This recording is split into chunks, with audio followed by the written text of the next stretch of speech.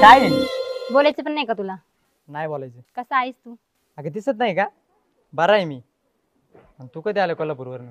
आजच आले आणि सगळ्यात आधी तुलाच भेटायला तुझ्या घरी आले होते, पण तू घरातच नव्हता.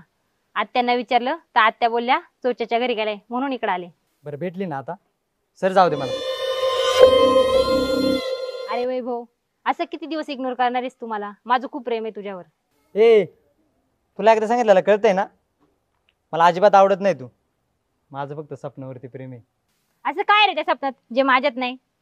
समजूतदारपणा, आणि तोच तुझ्यात नाहीये. अगं स्वप्नाकडून शिक कुणाशी कसं बोलायचं, कसं वागायचं. आणि तू अरे वैभव, ती कॉलेजला असते मुंबईला, तिचं काय तिकडे लपड चालू असेल तर थोडीच तुला कळणार आहे.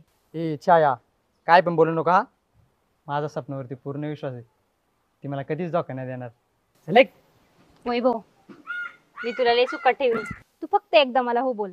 तुला काम करायची पण गरज पडणार नाही. मी माझ्या पप्पांना सांगून सगळं तुला द्यायला लावेन.